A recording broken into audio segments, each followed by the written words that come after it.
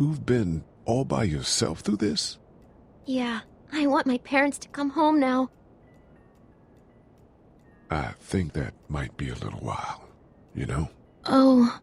Telltale games have become a household name ever since their smash success adaptation of The Walking Dead released back in 2012. It was both a revival and modernization of adventure games, and one of the strongest told stories seen in a video game that catapulted the relatively humble company into stardom.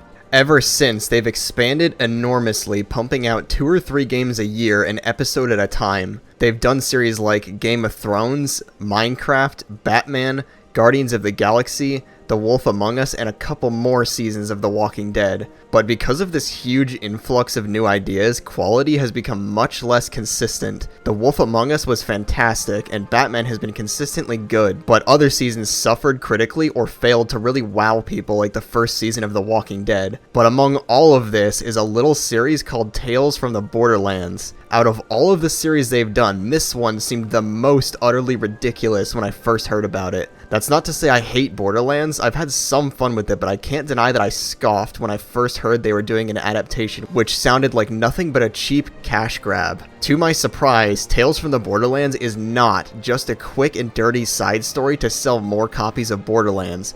It is somehow amazing. Better than amazing. It is Telltale's best series to date. And the truly frustrating thing about a series this good is that it's one of Telltale's least known and worst selling series of all, which seems like those unfortunate expectations I had might have been more widespread and affected sales more than I or Telltale probably thought when this series was in development. This game restored my faith in Telltale.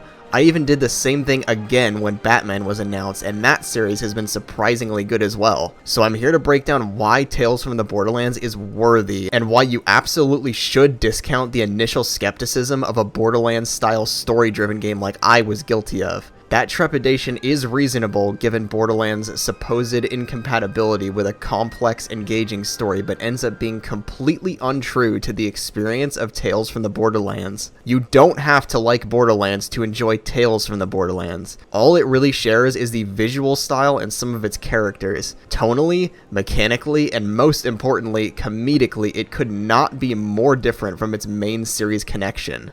Saying that, don't expect Tales from the Borderlands to change the formula too drastically or to address some of the formula's most pressing issues. It is largely the same as Telltale's other series mechanically and structurally. Very, very light puzzle solving, quick-time action sequences, and timed dialogue options. The quote-unquote puzzles mostly consist of walking around and hitting the interact key on the required item for completion. Take this puzzle in episode 2, for example, where you have to find 3 power conduits and hit 1 button to hack them. That's it. No hacking minigame, no hidden order of conduits or patterns to solve. The only real puzzle is which switch to plug the cord into in only one of the conduits. While it's easy to complain about this, you also have to consider how this could go too far in the other direction, such as older game adventure puzzles like, I don't know, trying to figure out why you need to put concrete in a balloon, or why you need to use your pet rat to retrieve a wallet under a couch. There's nothing worse than a great story, characters, and world being put on hold to solve archaic, illogical, pacing-destroying excuses for puzzles.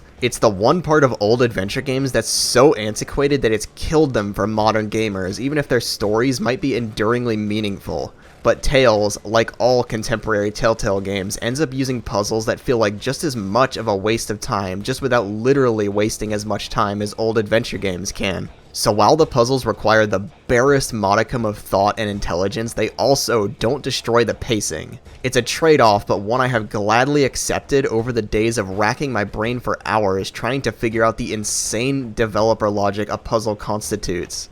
Tales does a much better job addressing its quick-time action sequences and does make enough changes and improvements to make them a lot more exciting than past titles, even though the changes are more visceral than they are mechanical. Combat in The Walking Dead was stilted and awkward, partly because of the stuttering engine, partly deliberately because the zombies still have to feel threatening. Tales' combat, instead, is in the vein of Borderlands, wacky, colorful, and cartoonish. Because of this, the camera is much more fluid, much more present, and much more expansive and mobile during action. There's skillful cuts and glides between inputs to make the action still feel exciting, even when no input from the player is required to progress. The scale of combat is much greater as well, with some undeniably impressive set pieces like this Mad Max-inspired death rally at the end of episode 1. The action seamlessly cuts between Reese and Sasha fighting a group of psychos and eventually a skag, and Fiona and Vaughn's attempts at retrieving a briefcase, including jumping from vehicle to vehicle, dodging bullets and axes, and even a crane.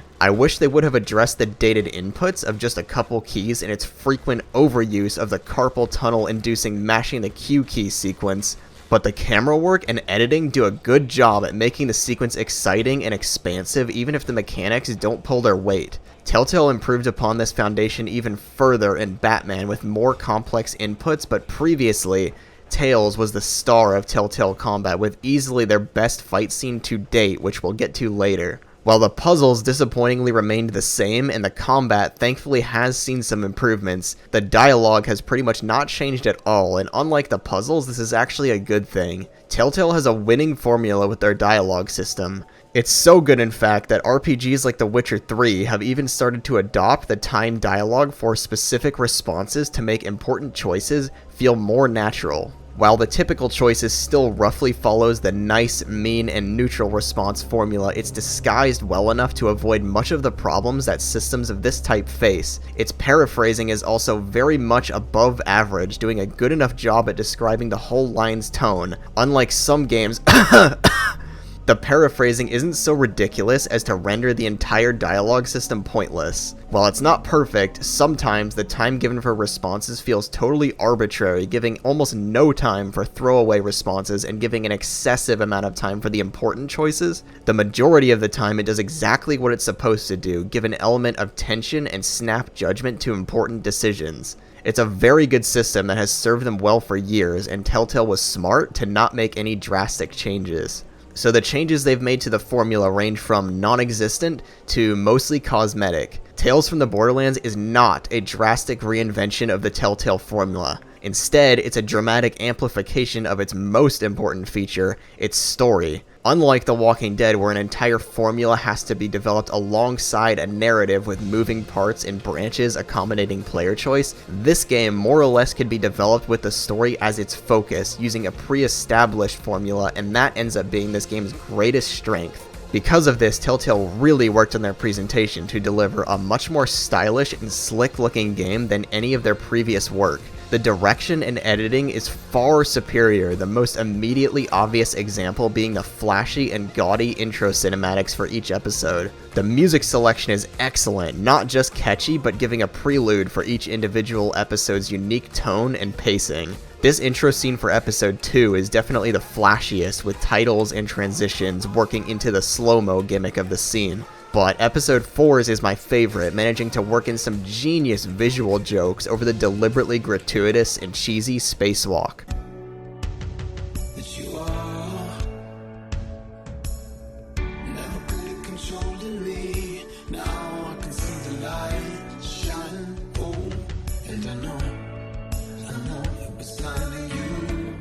It's a sophistication of style that isn't seen very often in games, as they generally tend to take themselves much more seriously than other mediums. This comedic style ranges from sarcastic and quippy dialogue. One eye now. You've got a knack for numbers, don't you? I'll just wait over there. Longer running jokes and callbacks. Enhance. Enhance. Enhance. Enhance computer images. Enhance? Enhance? Oh, so you can say it. Enhance 224 to 176. Enhance. Stop. Enhance 34 to 36. Enhance 34 to 46. Enhance 57 to 19. Enhance 15 to 23. And surprisingly subtle visual humor, taking inspiration from some of the best in film and TV, like Hot Fuzz and Arrested Development.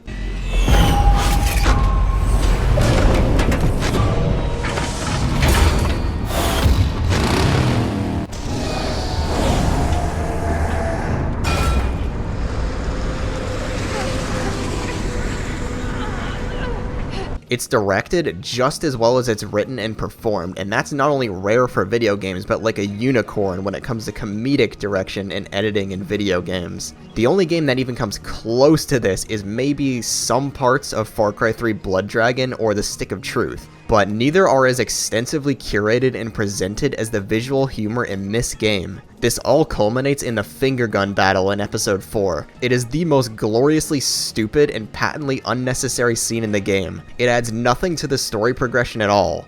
Nothing except 3 to 4 minutes of gut-busting hysterical laughter. Hyperion's obsession with finger guns is hinted at a couple of times before, but it was always very subtle, nothing that would clue the player into what was coming.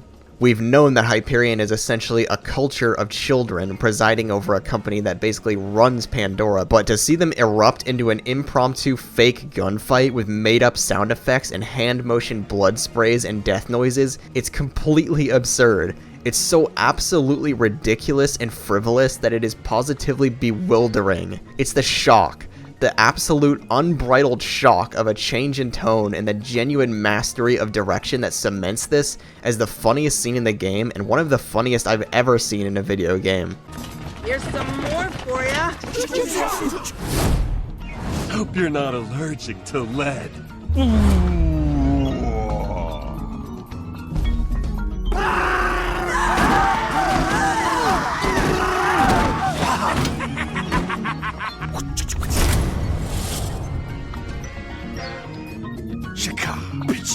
These are the bullets! I've been counting! Get down!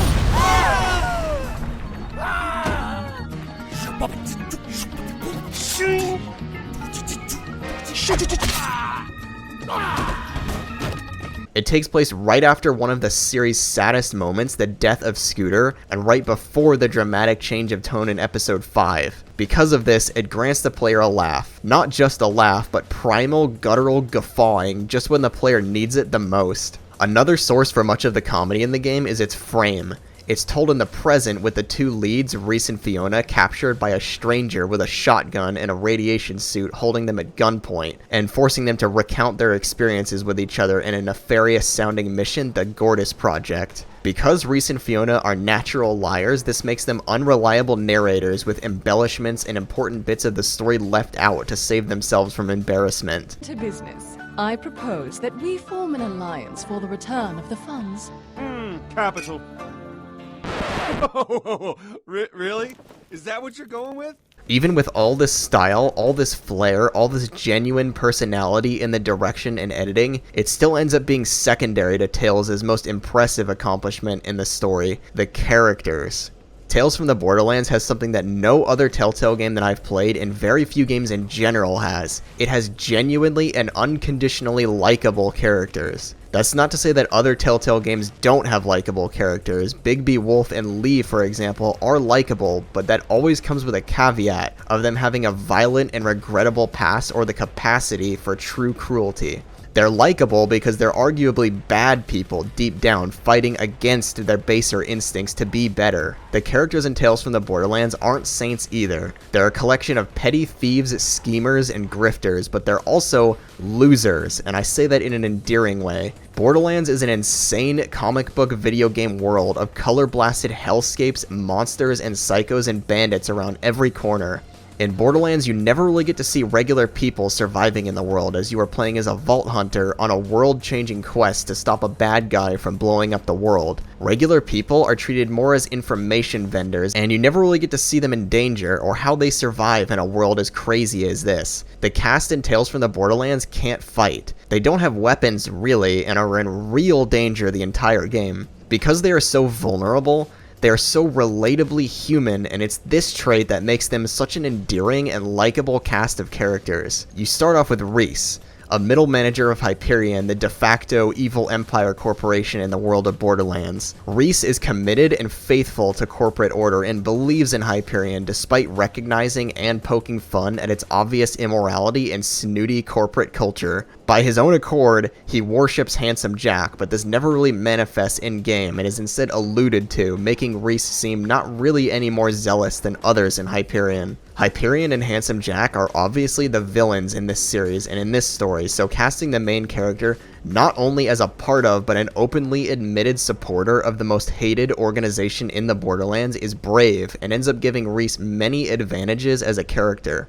Reese is likable and endearing not in spite of his connection to Hyperion, but because of it. Reese is a loser. maybe the biggest loser of the whole cast. He's weak, worthless in a fight, overconfident, and hilariously incompetent at just about everything that he does, but his spirit is one of endless optimism and cooperation. In spite of his flaws, Reese just keeps getting back up again and is loyal to a fault to his friends, if you choose to play him this way. Reese's central character conundrum is introduced when an AI version of Handsome Jack is uploaded into his consciousness from a plundered ID drive. Since Reese, by his own admission, wants to be just like Handsome Jack, this opens up the way for the player to start becoming more and more like Handsome Jack, or more and more loyal to the group. You'll have minor choices like choosing to make fun of Vasquez when he actually opens up to you, and major choices like choosing between trusting Jack or Fiona in an impossibly tense situation. It's this split that drives the primary choice making when in Reese's perspective. This isn't just a straightforward decision between nice and mean Reese.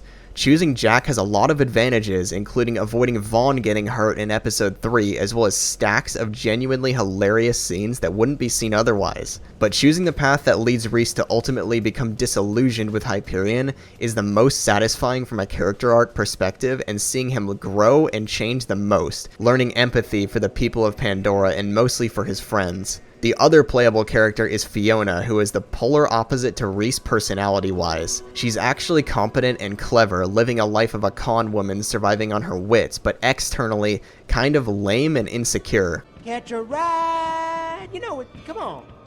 Don't be shy, I'm your sponsor now. Gotta hear how you do the catchphrase. Go on, do it. Catch a... Catch a ride. Fiona is a survivor on Pandora, so has developed a harder edge than Reese. She can handle herself more, but would still be caught dead in an actual firefight. But just like Reese, it's her flaws and her weaknesses that make her endearing. Fiona is stuck in a rut, conning people out of money to scrape together a meager living. She wants something more, but just isn't getting there doing what she's doing, contributing to this outward insecurity. Like Reese, she embellishes in the telling of the story to the stranger in ways that make her look much better than she is. Fiona's central character motivation is instead introduced in episode 3 when Athena enters the group. Athena wants to train Fiona to be a vault hunter. I'm not as big of a fan of this choice, and it ends up being one of the only real writing flaws in the game. Fiona, Reese, and almost every character in this cast is so likable because they are so relatably human, because they have to use their wits and teamwork to overcome situations that a vault hunter can handle with ease. Turning Fiona into a vault hunter is a slippery slope that could dissolve much of the sympathy for her character. Thankfully, the game never takes it too far, although it gets dangerously close in a couple of situations. But it's clear this is where the developers want to take her character in the future. If Fiona is a playable character in Borderlands 3, spouting off one-liners with a special ability involving her slow-mo killing psychos with her Derringer, it'll completely ruin the magic of character interaction achieved in this game. Now, because this is a Telltale game, you don't have to play her this way, and instead can choose to remain a con woman at the end. But this doesn't feel satisfying either, because Fiona doesn't really see any progression in her character this way. Unfortunately, the choice to make Fiona a vault hunter seems like more of a business decision than what was right for the character or the series, instead used as an attempt to give Gearbox a new character to work with when they eventually make Borderlands 3. But thankfully, this isn't as pivotal to Fiona as a character as Handsome Jack is to Reese. I'm being a bit harsh, but it's really just this aspect of the character that I'm not a fan of, and this is mostly because of the potential, not because of what is done in this game. Fiona is a great character with some of the best lines in the game and has plenty of interesting other conflicts, such as her relationship with Felix and her sister. Both Reese and Fiona start off with a friend who accompanies them through the early stages of their journey. Partnered with Reese is Vaughn, voiced by Chris Hardwick, who doesn't have the lofty character writing of Reese, but works as a very funny addition to the group. I wish he was around for longer because he gets put on the back burner in episode 3 and doesn't come back into the group all the way until the end of episode 5, but he's always a good presence when he's actually there. Fiona's companion is Sasha, who is more complex than Vaughn, but also pales in depth when compared to her older sister. Fiona and Sasha are much closer, and Sasha remains with the group throughout the whole series, instead of mostly disappearing in episode 3 and 4 like Vaughn. Sasha's probably the best fighter of the group, being the only one who can really handle a gun and handle herself in close quarters, but this never really becomes gratuitous or used as a crutch. She very much is in danger with the rest of the group and never becomes overly badass. The character writing is pretty good generally, but the main reason these characters are as likable as they are is the absolutely fantastic voice acting. What the hell happened to Reese? This is unbelievable. Well, he had a little accident. He's in pieces. I know, Reese's Pieces. It's terrible. His death, not the button. Reese is voiced by Troy Baker, the de facto standard male voice actor in the industry today. He's been in everything from BioShock Infinite to The Last of Us to voicing the Joker in one Batman game to Batman in another. It's easy to be cynical about this, as I often mistake other actors for Troy Baker because of the sheer ubiquity of his presence and the fact that a lot of actors seem like they are trying to do their best Troy Baker impersonation in their performances. But Reese is the best performance Troy Baker has ever done because it truly highlights what a genuinely talented actor he is with the wide-ranging tones Tales from the Borderlands provides. Troy Baker is so good at comedy. The way he conveys exasperation, fatigue, injury, sickness is so convincing that it just jumps right off the screen. No! No, Sasha! I won't let you go! You have to trust me! I'll get us out of this! Robot arm stronger than regular arm! Ah! Well, that's convenient. Oh, my body. It hurts inside my body. Even when the actual facial and body animation fails to paint as vivid of a picture. He's even great at bravado, perfect for Reese. Fiona is voiced by Laura Bailey, who is basically the female equivalent of Troy Baker, responsible for an almost equal amount of roles in popular games over the past few years. But same with Reese, the depth and constantly shifting tones allows her to express her talent like no other game I've played has, and the result is outstanding. The characters would not be who they are without the voice actors they chose. That sounds like an oversimplification, and in some ways it is, but I don't think the characters would have been half as likable, half as vivid, and half as convincing with less talented actors in their place. They add so much to the experience and show that games can still have incredibly vivid characters without top-of-the-line motion capture work. Tales from the Borderlands is a game about liars and grifters, and one stands out more than the rest. Reese's rival aboard Hyperion, Vasquez, voiced by Patrick Warburton. Vasquez is not a hugely original character.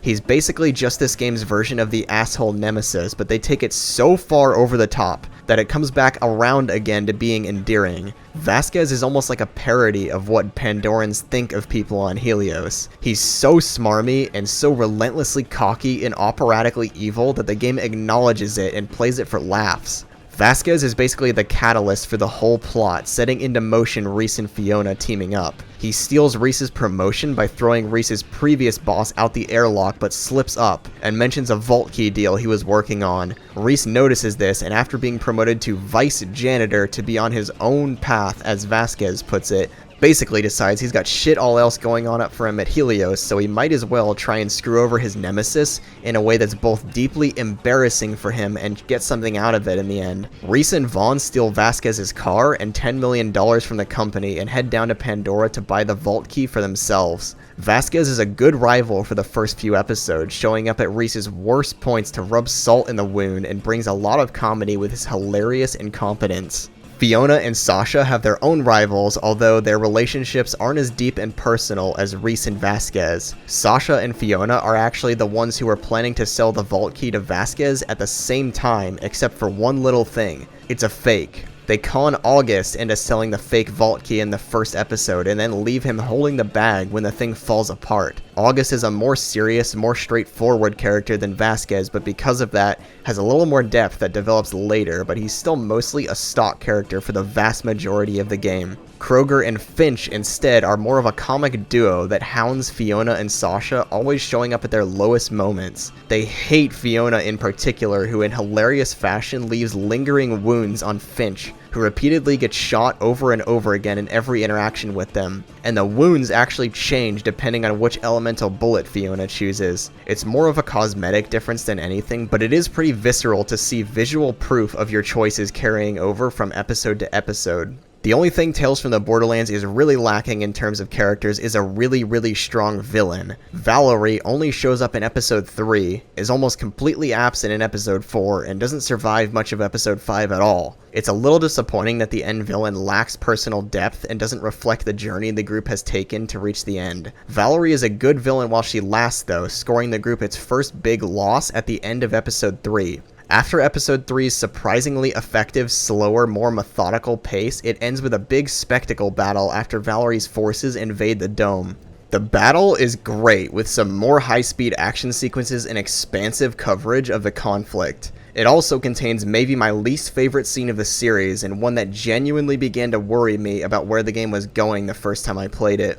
This is the episode that sees Athena and Fiona team up during the exploration of the dome, and when Fiona begins to be trained as a vault hunter. It starts off mostly innocent and perfectly fine, but this ends with Fiona literally getting in a fist fight with Brick, running up to him and stabbing him with an ice pick like an action hero. And yes, she immediately gets knocked the hell out afterwards and then trapped under a gun, but I really began to worry about where they would take Fiona after this scene. It doesn't fully jump the shark as they go right back to Fiona being vulnerable and human again, but they get dangerously close to crossing that line between clever and scrappy Fiona and totally badass action chick Fiona in this scene.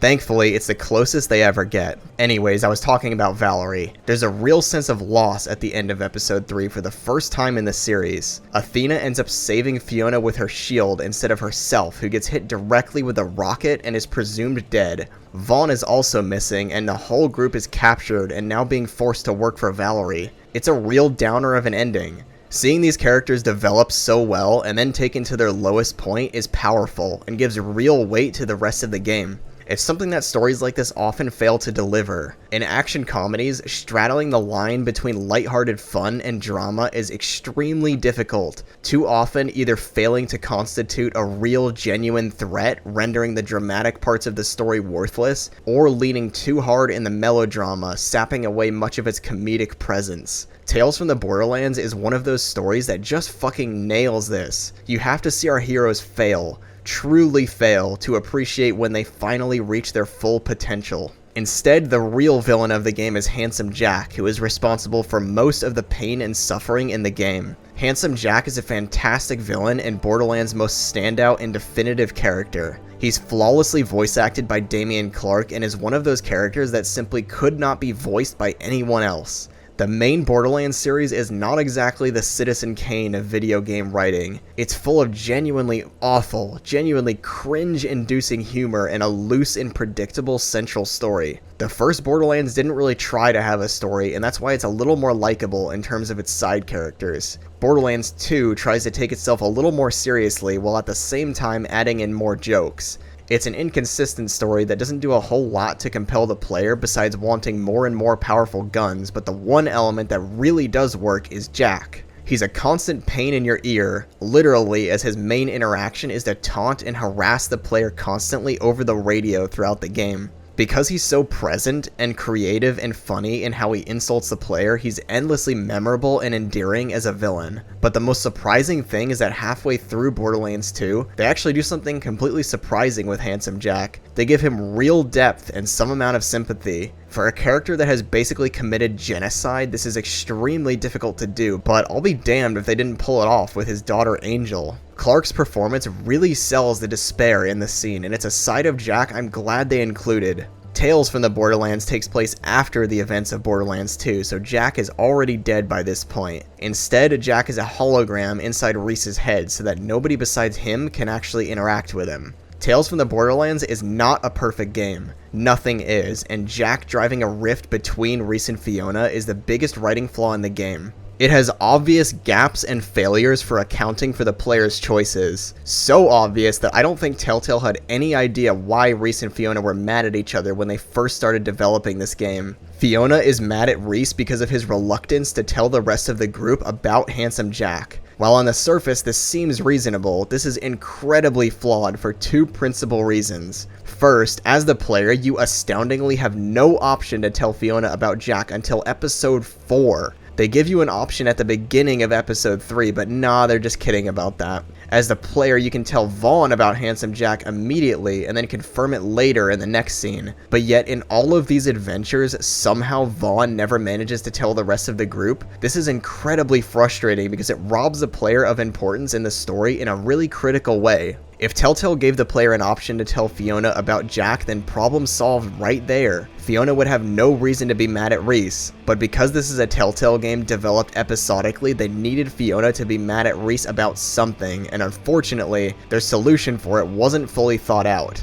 The other problem is that even if you do everything right and tell Fiona about Jack the second you are finally prompted, the game doesn't fully account for this decision. After Reese and Fiona are done telling their stories to the stranger, they finally give reasons for their issues with each other. Reese's resentment actually makes sense. He thinks Fiona ditches him on Helios. She didn't. The answer is more complicated than that, but from Reese's perspective, it certainly looks like that. Fiona instead is mad at Reese because he, quote, had Handsome Jack in his head the entire time and waited until you were backed into a corner to tell us, unquote. Okay, this would work well enough on its own, but then this is followed up with the same line as if you didn't say anything about Jack at all.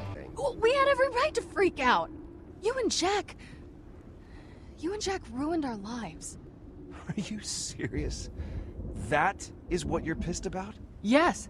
But now this line doesn't make any sense and seems way too overdramatic for what Reese actually did. Throughout episode 4, the group is aware of Jack and totally cooperative with Reese throughout the episode. There's a big blowout at the beginning of the episode if Reese tells them, but they are quick to forgive after his honesty. Fiona is only suddenly resentful because the story requires her to be to work, even though it doesn't make narrative sense with the choices I made.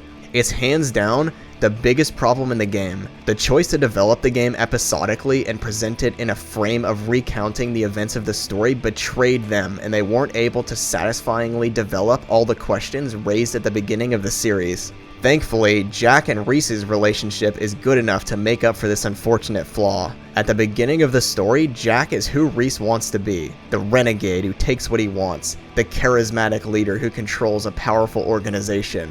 But over the course of the story, as Reese meets people on Pandora and deals with the real Jack in his head, he grows to learn more and more that what he had been taught aboard Helios was nothing but propaganda. As the story moves forward, Reese becomes more and more disillusioned with Hyperion as he experiences the very real plights of regular Pandorans during the course of his adventure, and becomes growing closer to his real group of friends.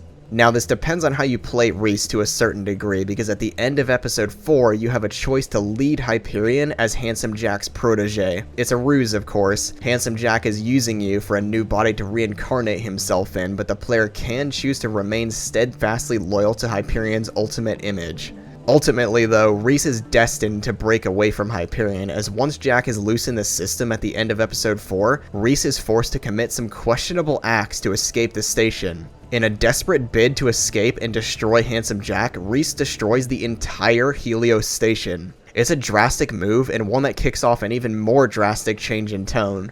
Episodes 1 through 4 are largely a lighthearted adventure with some serious and some dramatic moments. Episode 5 is completely unlike the first 4. It is ultimately about rebirth and redemption, and for that to happen, it first has to tear everything down. Literally, as the opening sees Helios breaking away and falling to Pandora as Reese and the crew escape separately on escape pods and the caravan. It is the most melancholy moment in the entire series to this point, as James Blake's Retrograde plays over the ensuing destruction. Else, we're alone now. Suddenly I'm hit. It's this darkness of the dawn, and your friends are gone. And your friends won't come, so show me where you fit. So show me where you fit. The group lands on different points of Pandora, scarred, broken, and alone. Fiona and Sasha land with Gortys and are forced to destroy her in order to stop the Vault monster summoned to protect it, and Reese lands in the destruction of Helios, and thus starts a sequence of events so uncharacteristically dark, contemplative, and surprisingly mean and nasty that it took my breath away. This is my favorite scene in the game as Reese slowly wades through the remnants of his former workplace, his disillusionment with Hyperion complete as he fails to mimic the pose of handsome Jack that he so enthusiastically did at the beginning of episode 1. Jack is here in total defeat as the station he dominated Pandora with for years lies in the wreckage. The conversation between Reese and Jack here is the best bit of writing in the game and almost feels like something from a completely different series in how much moral complexity they wring out of it. The game does something I never would have expected and fully starts blurring the lines between Reese and Jack's moral compasses. Jack is the most cartoonishly evil mass murderer in the Borderlands universe. Everyone knows this, but Telltale did something truly brave by putting the blame of the fall of Helios squarely on Reese, straight from Jack's mouth, and he's not wrong about that. To destroy Jack, only to destroy Jack, Reese killed presumably hundreds, thousands of people on Helios, destroyed an entire culture. Was it an evil, self-serving culture? Absolutely. But most of the people on Helios were presumably just like Reese, brainwashed by corporate propaganda. It's not simply stunning that Jack brings this up, but stunning and just how right he is about it. You start to actually feel sorry for Jack, seeing him defeated and pained about the recovered memories of his daughter back in Borderlands 2. Even if you've played Reese as wanting to be better than Hyperion, in this moment, you begin to realize that maybe Reese and Jack aren't so different after all. Jack even admits that this is basically the same thing he did to his competitors before Hyperion was number 1. Even though Jack is momentarily defeated, he's not the kind of guy to just give up, so he manages to connect himself back to Reese in a desperate bid to destroy him. Reese has only one choice: to sever his connection with Hyperion permanently and... literally. Reese is forced to tear off his arm and cut out his cybernetics and his echo eye with a piece of jagged glass. You really feel the weight of it, the crunch of bones and sprays of blood as he tears his arm off, the terrified expression as he slowly raises the glass to his eye, and then the cringe-inducing pull of the cord connecting his eye, over and over again like a clown pulling balloons from his throat as he tears the cord from his skull. It's grotesque. It's so excruciatingly long and savagely painful, not just in the gore but psychologically. I mean, look at what he has done to himself to make himself more like handsome Jack. His entire life has been about wanting to be like his hero, and now his hero is trying to kill him, surrounded by shattered metal and the burnt out husk of the office Reese was one day supposed to occupy. Reese pays for his connection to Hyperion and his actions on Helios. To start over again, he has to endure voluntary dismemberment and the destruction of his entire identity. It's masterfully done.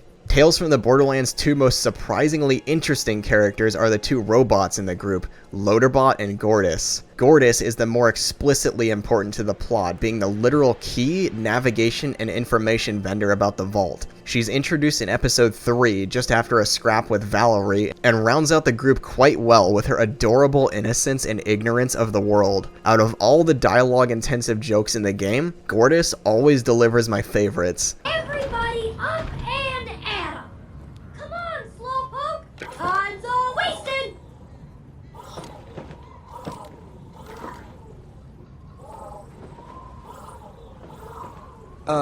Gortys? He is, Oh,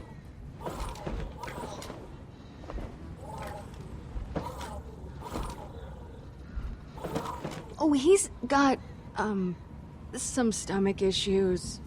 Oh, I can see that! Well, hope you feel better. Maybe if we, hold tight, okay? I gotta call you back. Event's here. Crap. He said to hold tight. Putting this horse down. Grrr! I'm ready for prison life!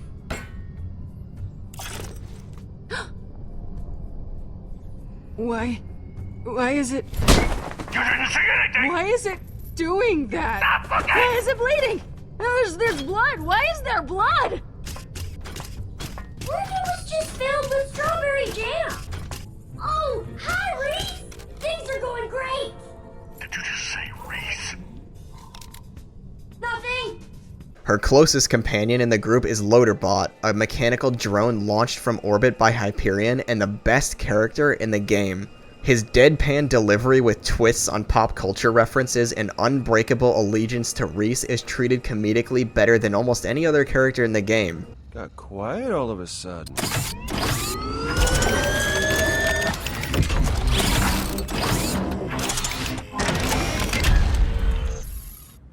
Hi. Come with me if you want to leave. Going in hot. No. We're going in cool right now, okay? Remember we talked about cool? Cool. So cool. Yes, I'm learning so much about how you dropped a fake vault key, how you lost $10 million, and how... Gee, thanks. I cannot hold back your tide of bad decisions. I'm pretty sure he had legs when I sent him to you. It's been a rough week. At first, Loaderbot seems like a mostly comedic addition, there to balance out the more complex characters in the group and as the big tank, capable of dishing out the most violence and protection, saving the group and Reese specifically over and over throughout the game. But the most surprising thing about Loaderbot is his importance in the story and how far he extends throughout the story. Loaderbot periodically gets separated but always finds his way back to the group. You could argue it's almost a robot ex machina the way he constantly sweeps in at the last second to save the group from an impossible situation, but it's mostly done for laughs and not to be taken seriously.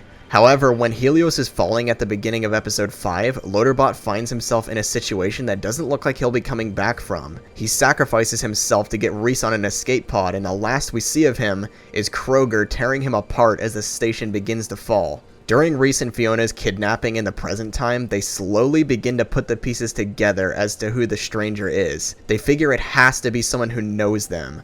Why else would they go to all this trouble instead of killing them? That turns out to be the truth. Loaderbot is the stranger. Loaderbot survived the fall from Helios, survived long enough to witness what he perceived as betrayal when Fiona and Sasha destroyed Gortys to banish the Vault Monster. He went back to Helios, fitted what was left of his body to the exoskeleton Jack was planning to graft into Reese, and then donned the outfit we see him with in the future time to figure out what really happened to Gortys. The mystery of the stranger was never something that I thought would be satisfactorily answered at the beginning of the series. I always figured it would just be another Vault Hunter or Bandit or a main character from the main Borderlands series as a cheap way to tie everything together. Instead, it's the best kind of twist. One that's both surprising and personal to the characters. At this point, I'd like to discuss some of the behind-the-scenes problems the game faced because it really gives a new perspective to the final few episodes. Tales from the Borderlands maintained critical acclaim throughout all 5 of its episodes and seemed to be doing pretty well as far as public perception goes. But internally, Tales was suffering due to poor sales and developmental shifts that saw the last 2 episodes developed with a skeleton crew. Nick Herman tells Campo Santo, quote, "Sales for Tales for the Borderlands weren't great. It's not like we were losing money, but compared to something like The Walking Dead, it wasn't on the same level. About halfway through, we made a deal with the studio that if they let us go on, we would give up like 95% of our staff as long as they let us maintain a skeleton crew. We had at least one person from each department working on the game, but that's a very small team for an episode. Tales was my life for 2 years, and internally, it was perceived as a failure. Critically, it was a huge success, but from a sales and production standpoint, it wasn't awesome." Unquote. As depressing as all this is, Herman also offers this as a consolation quote. Quote, "If there's a silver lining here, it's that everyone on it was a voluntary choice. They said, I'm really proud of this. I want to stick it out. I want to see it to its conclusion. Everyone who was putting in the work wanted to." Unquote. Considering that the final 2 episodes are not only the best of the series, but absolutely polished and positively gleaming with production value, it's shocking to hear that development problems as severe as this were going on in the background. The team remaining simply did an amazing job wrapping these 2 episodes up.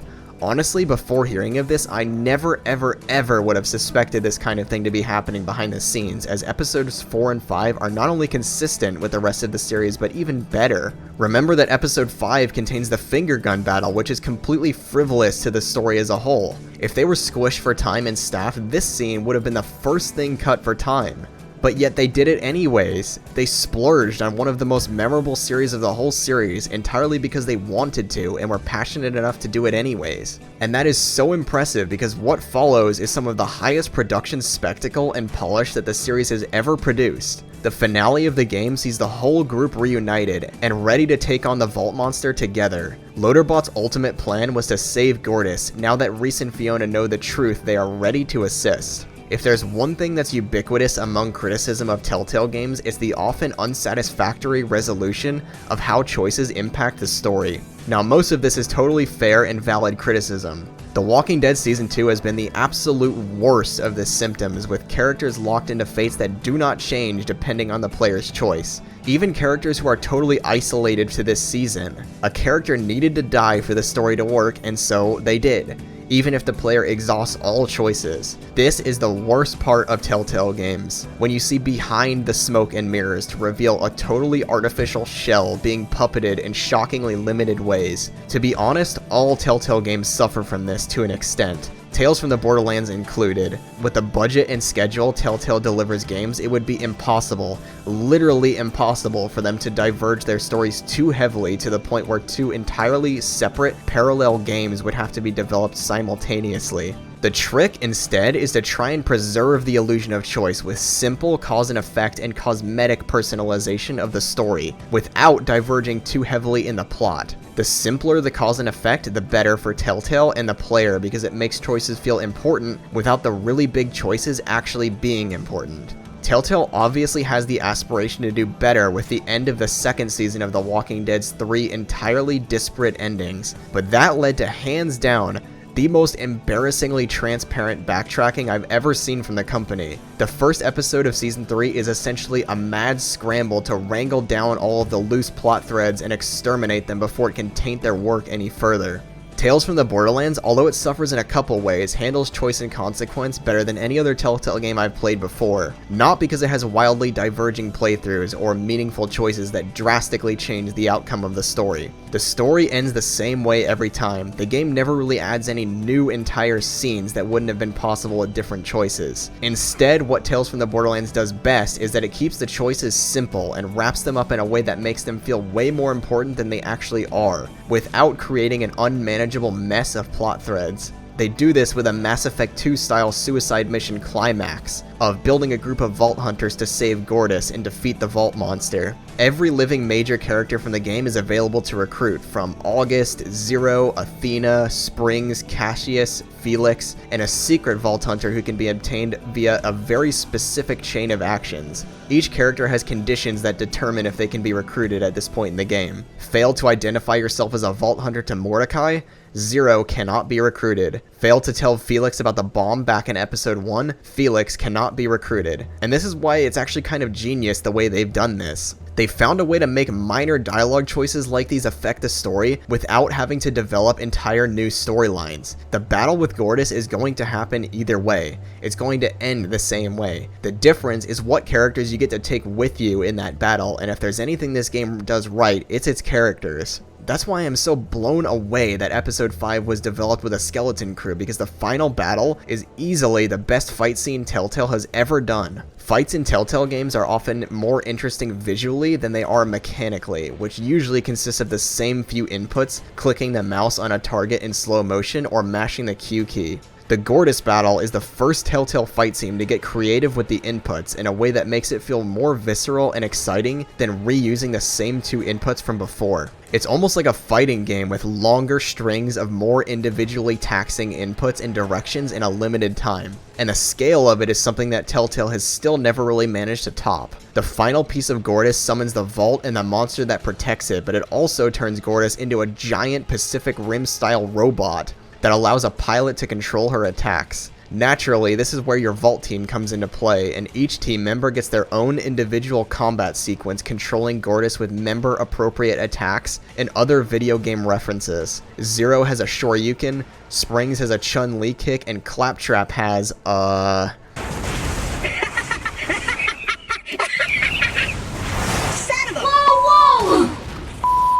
Did I mention Claptrap is in this game? He's the secret Vault Hunter that has to be purchased with more money than you can possibly make in the game unless you pick Felix to join the team. Claptrap's humor is very inconsistent in the main Borderlands series, with some of it being actually kind of clever, but a lot of it just being low effort, isn't Claptrap stupid type of humor. Telltale did the smartest thing possible by putting a bleep over basically every line he says in the game with perfect comedic timing.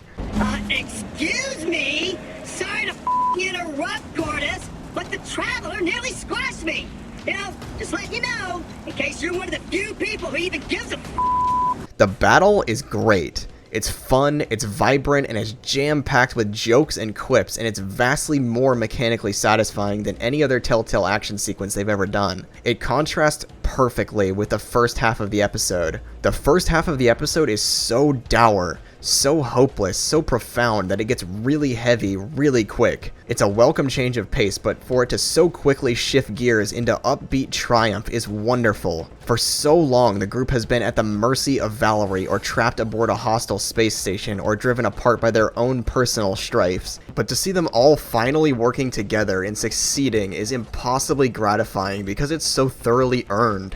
Of course, this wouldn't be a Telltale game if they didn't try and rip your heart out and stomp on it laughing maniacally, so Sasha ends up sacrificing herself to break the Vault Monster's teleport so that the group can land the killing blow. At first, it seems obvious. This game is way too lighthearted to kill off a main character like this. Sure, they killed Scooter, and it's had its fair share of dark moments, but there's no way they would actually go through with it. But then the game goes for it.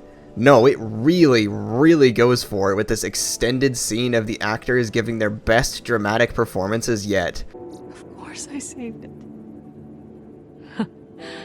I knew you would. And even though they managed to work a couple of jokes in there, it's treated with this heavy fatalism that ends up rendering it hollow. Honestly, I think it's one of their best dramatic scenes they've ever done, maybe even competing with the end of the first season of The Walking Dead. But no, they weren't actually going to go through with it. If you held on to Felix's gift for Sasha, it turns out to be a magical healing device that cures her of her internal bleeding or whatever she was suffering from. Is it a Deus Ex Machina? Sure, but they do manage to get a laugh out of it. I guess Felix did care enough to...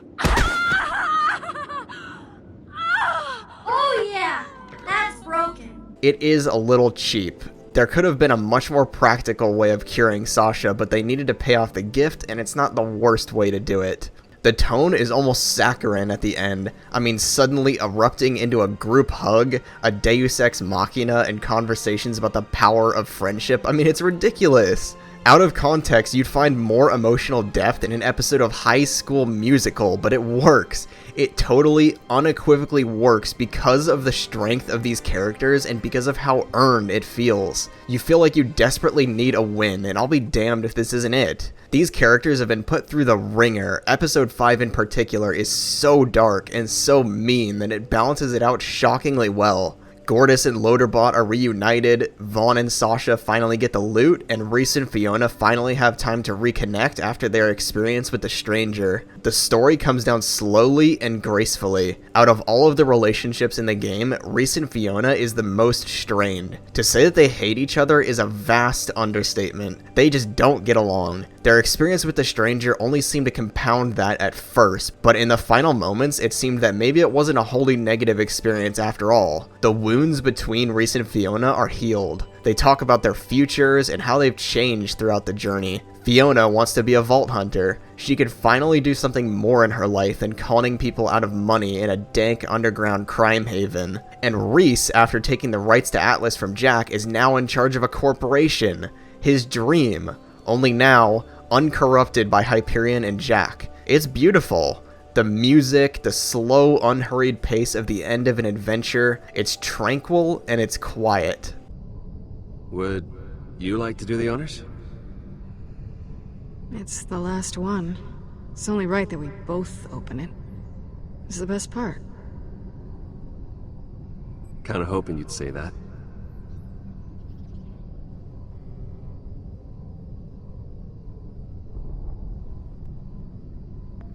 This line signifies more than just a callback to Episode 1. In Episode 1, it was sarcastic and playful. Now, it actually means something. The adventurous spark that drove such an unlikely pair as a Hyperion middle manager and a Pandoran con artist to team up and search for a vault survived. Reese and Fiona may have grown apart after the events on Helios. They may absolutely despise each other's company externally, but deep down, they're partners, and as it turns out, true friends. It's ironic that it took a machine to show them that. Tales from the Borderlands may not have been the game to evolve and expand Telltale's formula. It is still, at its core, just another Telltale game. It still has limited quick-time action sequences, it still has overly simplistic puzzles, it still has timed dialogue options, and it still has limited choice and consequence. It's a flawed formula, but Tales from the Borderlands is a perfection of a flawed formula. It does the absolute best with what it has, which is mostly its story. It's wonderfully written, beautifully acted, skillfully directed, and perfect in tone. It's one of the most well-rounded, charismatic, and surprisingly poignant stories I have ever seen in a video game. And the only reason it wasn't commercially successful is that it has to share that title with this. Rowan told me you were coming. I still owe him for all that butt crap with General Rancid. So you gotta hijack a train, huh? Child's play. Let me introduce you to my ladies.